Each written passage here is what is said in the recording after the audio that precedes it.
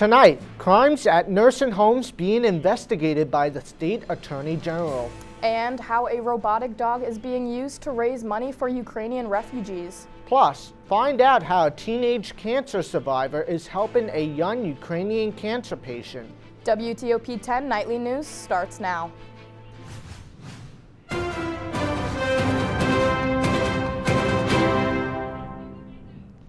Good evening and welcome to WTOP 10 Nightly News. I'm Brian Ciccone. And I'm Trina Catterson. A 13-year-old cancer survivor from the tri-state area is helping a 2-year-old cancer patient flee from the war in Ukraine. The family arrived safely in New York City to continue his life-saving treatment, an emotional first meeting for Alana Koenig, founder of the Koenig Childhood Cancer Foundation, and the Neglig family as they arrived from Ukraine. The two families met over social media, and the Koenigs saw the conditions the family was experiencing, living in a basement, not able to get the life-saving treatments they needed. They then organized a flight here in the States so that the child can get the treatment they received. Dr. Isabel Binchendares, a professor from SUNY Oswego, is part of a team that has made a breakthrough that can increase the odds of surviving breast cancer. The team focused on abelsin interactor protein, part of the Wiskott-Aldrich proline homologous protein complex in human bodies. Binchendares contributed data analysis from across a large data sample size, working in large part with the experts at SUNY Upstate Medical University. State police are investigating a one-vehicle rollover crash on State Route 48 in Granby. Yesterday morning at 5:42, a 2014 Chevrolet operated by a 34-year-old Sindel Fredenberg from Fulton was traveling northbound on Route 48. The driver lost control and exited the east shoulder of the roadway, struck a utility pole, and overturned her vehicle. Fredenberg was transferred to Oswego Hospital for minor injuries, and Route 48 was closed for several hours for repairs. The State Department of Health is currently monitoring the surge of COVID cases in the central New York region, which are the highest in the state. The department has offered no explanation to the recent surge or strategy to control the increase. However, the state added that local vaccination rates, mask wearing, and adherence to other mitigation efforts may play a role in central New York's case rates. And artists use high-tech robot dogs to create great art for an even greater good. Here's Jeremy Roth with more. This vivid work of art recently sold at auction, raising $40,000 to help benefit Ukrainian refugees.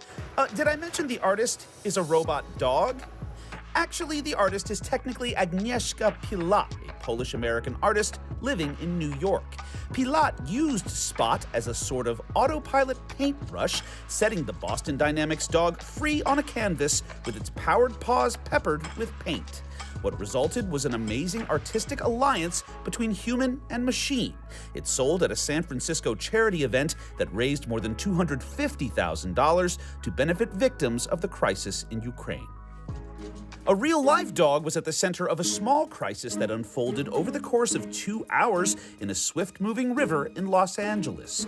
The dog and its owner were originally spotted in the LA River in Van Nuys. The owner was swiftly rescued, but the dog, likely confused and frightened, evaded and even bit rescuers trying to help. See, the dog's trying to bite him. At one point, a bystander jumped in and grabbed onto the animal, but he too was reportedly bit and had to be rescued. Ultimately, authorities allowed the dog to continue downriver to a calmer and more shallow spot where they were able to finally execute an effective rescue. Took the dog to a local shelter to be checked out. After everything he went through, he was still pretty energetic, pretty bright, alert, responsive. So ultimately, that's all that really matters. For Take a Look at This, I'm Jeremy Roth. New York State is proudly home to the largest Ukrainian population. The Office for New Americans provide a variety of free services to all immigrants and refugees. New York State has decided to freeze and restrict access to the bank accounts of the Seneca Indian Nation and its gaming corporation. This comes after the state demanded earlier this month that the two casinos' cash payments be made by March 16. The Senecas responded that the nation needed more time to allow the National Indian Gaming Commission to review the current gaming compact. The New York Attorney General's office is investigating more than 24 complaints of abuse and neglect, including 7 deaths at Van Dunes Nursing Home. The Attorney General's office says it has found evidence that the troubled nursing home is short-staffed. This is because its for-profit owners pocketed a substantial amount of government health care money that should have been used for resident care. Coming up later tonight, updates on the nation's budget. And updates on the nomination process for Supreme Court nominee Ketanji Brown Jackson. But first, let's take a look at the weather outside the Milano Campus Center with Storm Team 10 meteorologist Taylor Hagery. Hi guys, I'm currently outside the Marino Campus Center where you can see by my hair that it is a little bit breezy, maybe even more than breezy at this moment in time. Conditions have calmed down a little bit, bringing in the prediction for a steady rain system within 2 days by Thursday night. Stay tuned for more news after this. Athletics, Aaron, there are 6 big points. This is the one you've been waiting for. This group has never beaten Cortland. Getting started with some men's soccer as the Lakers had 2 conference matchups. For half of the Lakers' goals this entire season. Offense is key. You talked all about scoring goals.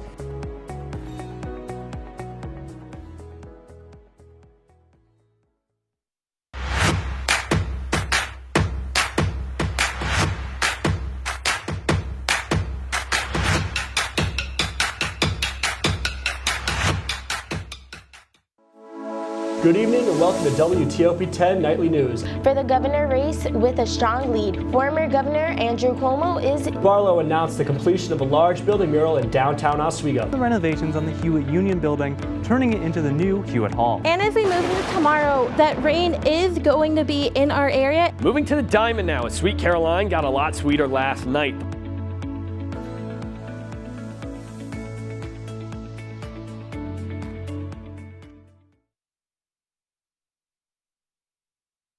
Life's taught me a lot, and I'm ready for more. Well, you're not the typical kind of candidate that I hire, but you are exactly what I'm looking for.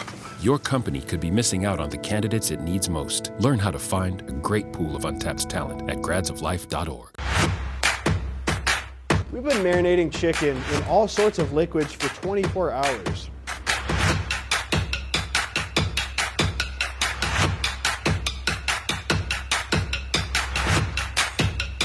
These are vitamins and minerals and things that you need, nutrients.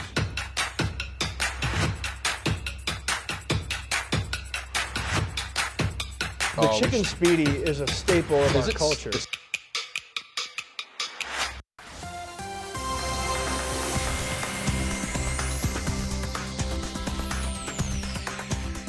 Let's take a look at your weather for tonight. So what to expect this week? We can expect a warm yet rainy Thursday, a chance of snow late Friday night potentially, and a chance of showers and cloudiness this weekend. So looking at our satellite radar right now, you can see that Oswego's got not too much cloud cover for us, but we do have some cloud cover coming off of Buffalo. And let's take a look at our almanac. So I did some research right before the show, and I decided I wanted to choose 1905 for our data. So today our high was 32, our low was 22. Back in 1905, the average high was 79 degrees. That's pretty warm for a day in March. And our low record was 60. Let's take a look at our hourly forecast for tomorrow because we do have that potential for rain coming in. Like I said earlier, we do have some rain coming in on Thursday, but it's looking like it could possibly start around 1 to 2 p.m. tomorrow. So starting off at 9 a.m., we've got our cloudy conditions.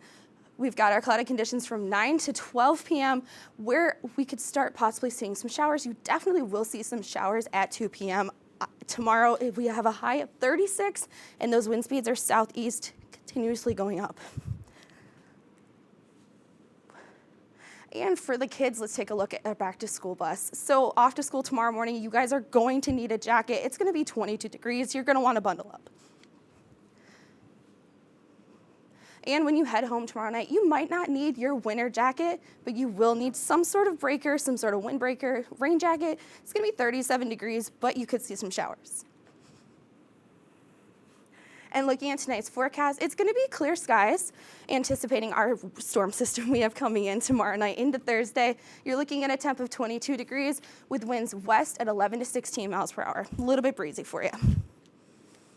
And looking at tomorrow's forecast, we've got rain showers, a high of 38, southeast winds from 6 to 15 miles per hour, and it's going to be kind of rainy for you guys. And looking at our 7-day forecast, Wednesday it's going to be pretty breezy, high of 39 degrees. Thursday and Friday, rain showers. Thursday you could see rain all day. Friday it should die off. Saturday and Sunday, mostly cloudy skies. Monday and Tuesday, also the same. Let's back to the news desk for more news.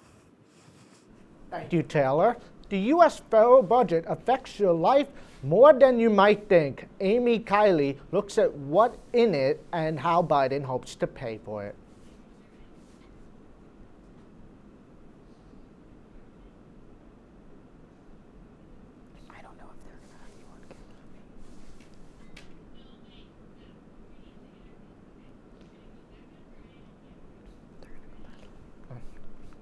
Okay.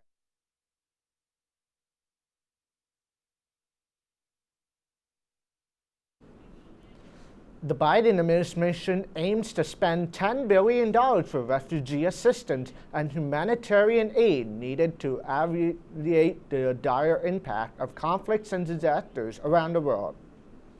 Former President Donald Trump's son-in-law will not have executive privilege to help him field questions from the House committee investigating the U.S. Capitol attacks.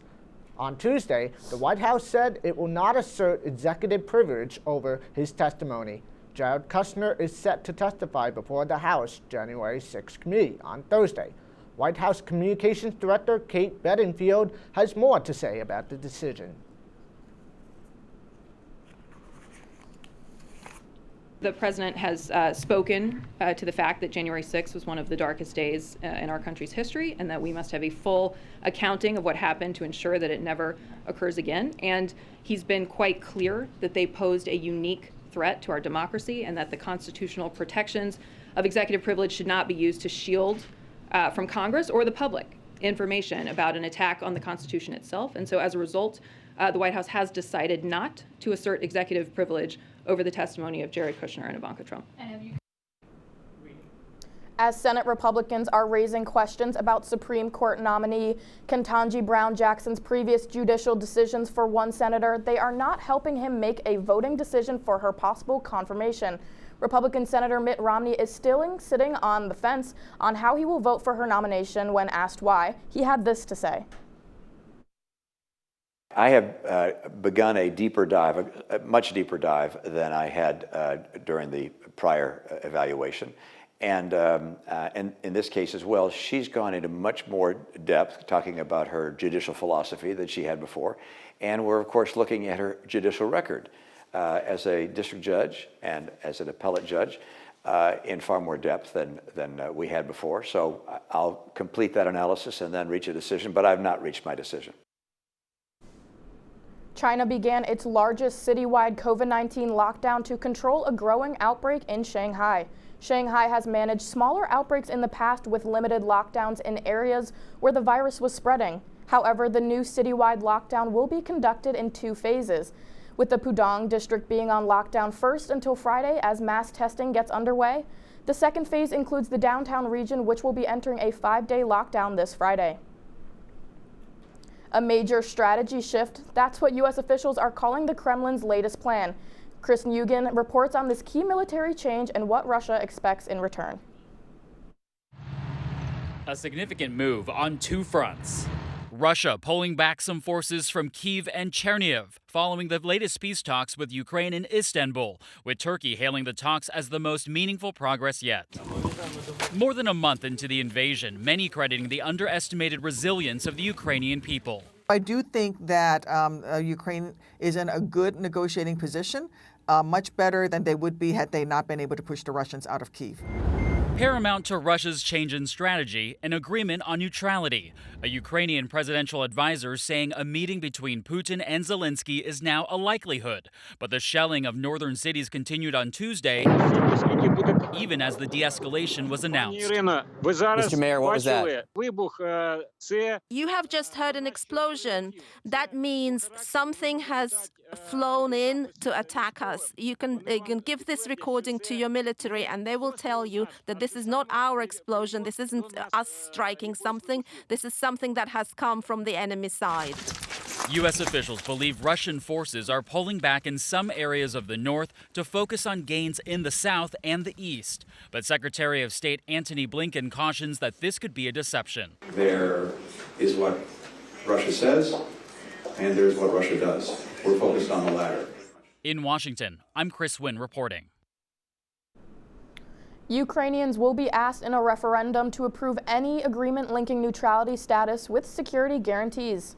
Coming up, a trend in the U.S. continues. And COVID rates decrease for a portion of the population.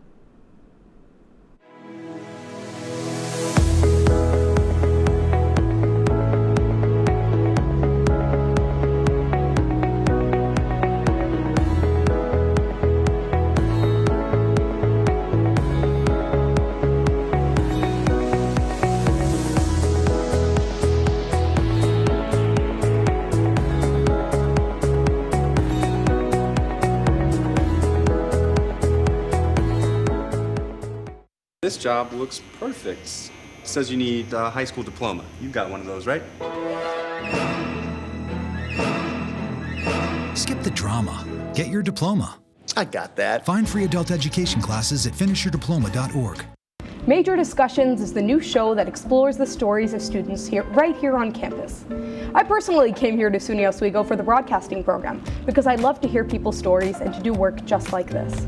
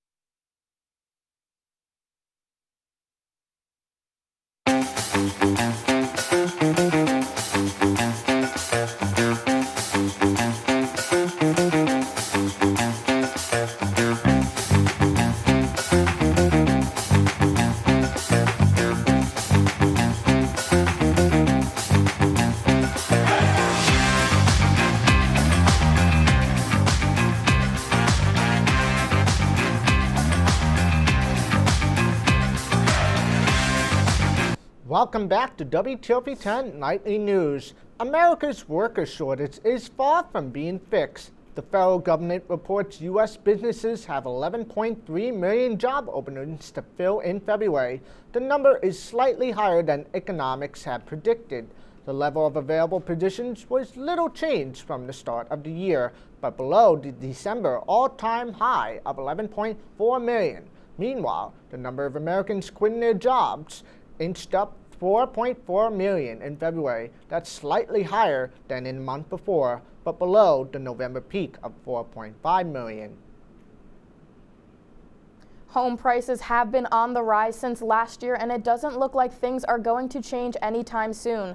The latest numbers from the U.S. National Home Price Index show prices rose more than 19% in January from the years before. This is the fourth largest year-over-year jump in 35 years since the index initially came out. There is data from 20 cities, and 16 of the 20 have seen home prices continue to rise. A California company is turning cheese byproducts into alcohol. The company, called WeWord Spirits, ferments whey so it can be reused as a drink. Whey is the liquid that comes from curdled and stranded milk. Ben & Jerry's joined forces with the distiller and is now using whey in its dumpling and mudslide ice cream. WeWord officials said they have so far processed 500,000 pounds of whey that otherwise would have been wasted. And now, perhaps more shocking than alcohol made from cheese, Will Smith's onstage Oscars slap. In a shocking moment in Oscars history, Will Smith slapped Chris Rock for telling a joke about his wife, Jada Pinkett Smith. In today's Health Minute, Mandy Gaither has more.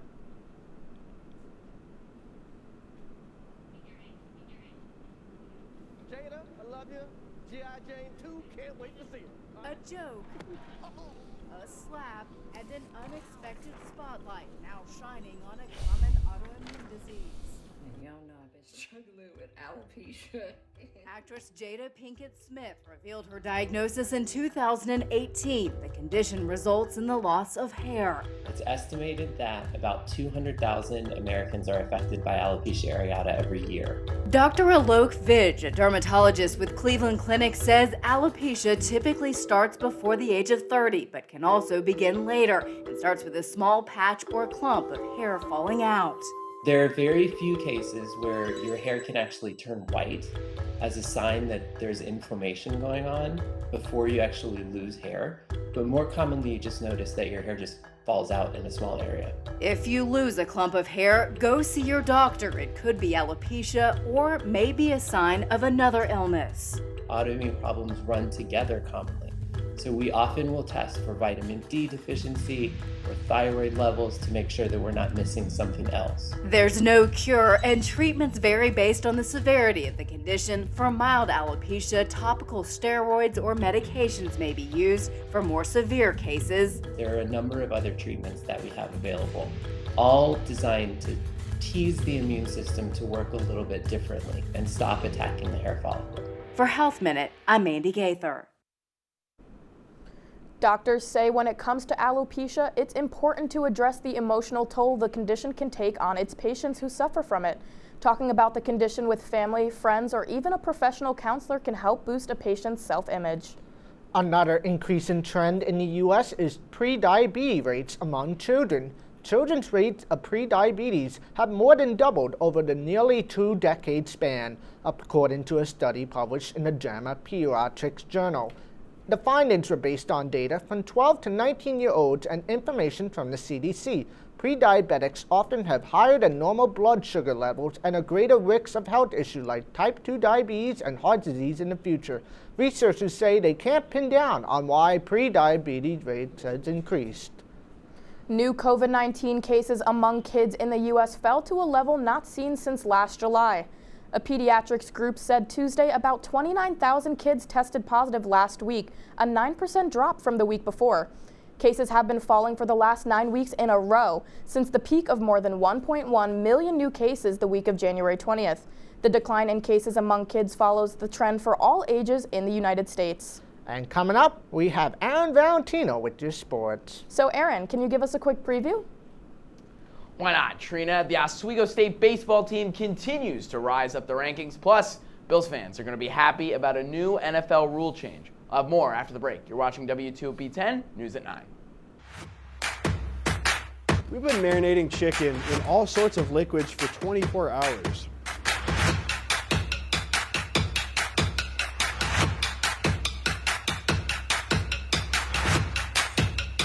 These are vitamins and minerals and things that you need, nutrients.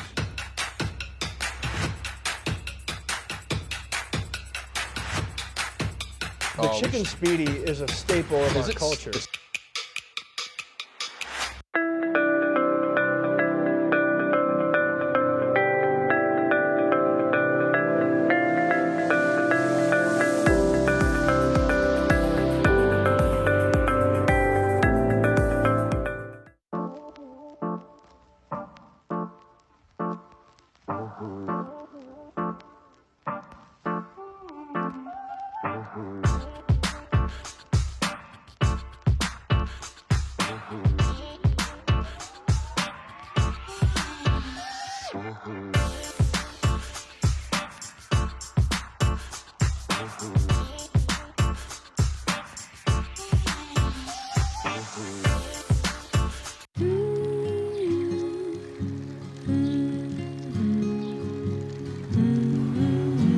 Of all the things you've done with your bike, donating it to Goodwill may be the most incredible of all. Goodwill. Donate stuff, create jobs. Good evening and welcome to WTOP 10 Nightly News. For the governor race with a strong lead, former Governor Andrew Cuomo is... Barlow announced the completion of a large building mural in downtown Oswego. The renovations on the Hewitt Union Building, turning it into the new Hewitt Hall. And as we move into tomorrow, that rain is going to be in our area. Moving to the Diamond now, as Sweet Caroline got a lot sweeter last night.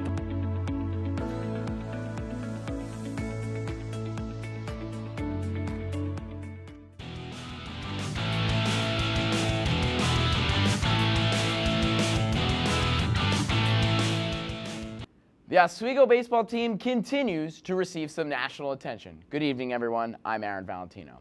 Today, D3Baseball.com released their newest weekly rankings on the top 25 teams in the country, and Oswego moved up 3 spots from 23 all the way up to 20. The Lakers have beaten a flurry of ranked teams this year, including number 7 Rowan University, and will continue to rise up the ranks. The Lakers begin SUNYAC play this Friday at 3 o'clock against New Paltz. You can listen to that one live on WNYO Stream 2. Diving down Route 481 now to the Carrier Dome as Syracuse women's lacrosse took on the undefeated number 6 Loyola tonight, where they grabbed the victory 14-3. Emma Tyrell scored 7 points tonight for the Orange as they've now won 3 games in a row. Their next game is this Saturday against Pitt. This cold weather still makes it feel like it's the middle of hockey season, and for the Buffalo Sabres, they were able to bounce back last night against the Blackhawks by a final score of 6-5. Buffalo was down 4-3 in the third period when they scored 3 goals, with Baldwinsville native Alex Tuck tying the game at 4 and Tage Thompson sealing the deal with 12 seconds to go on the power play. The Sabres are back in action tomorrow against the Jets.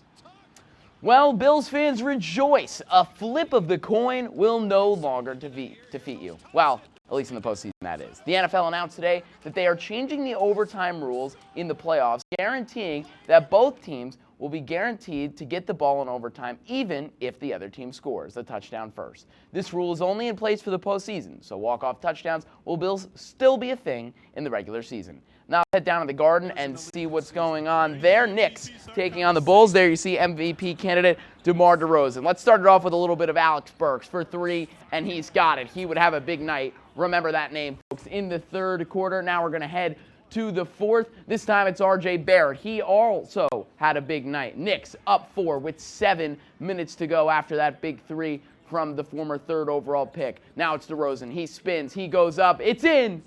The Bulls, they are on a big comeback here in the fourth quarter, trying to make it a good game. Now it's Zach LaVine. Drives in, slips, falls, fades. He's got it to go. The Bulls, they're just down 1. A huge comeback for them at the Garden. But it would be Alex Burks driving. Out to Burks now for 3. He's got it.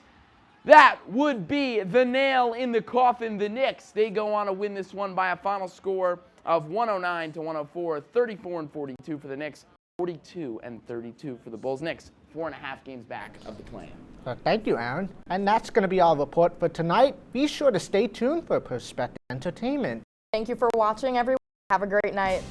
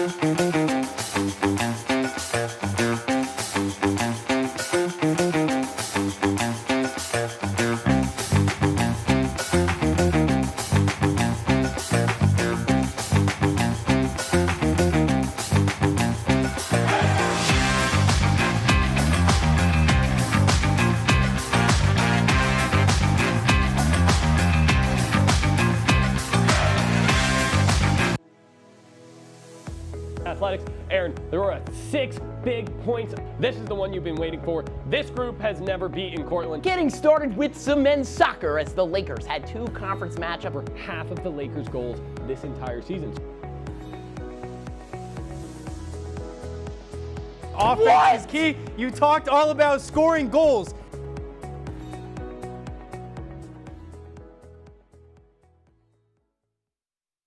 Welcome to Understood.org, a free online resource for parents of kids with learning and attention issues, with personalized recommendations, tools, and daily access to experts to help your child thrive. Understood.org, because understanding is everything.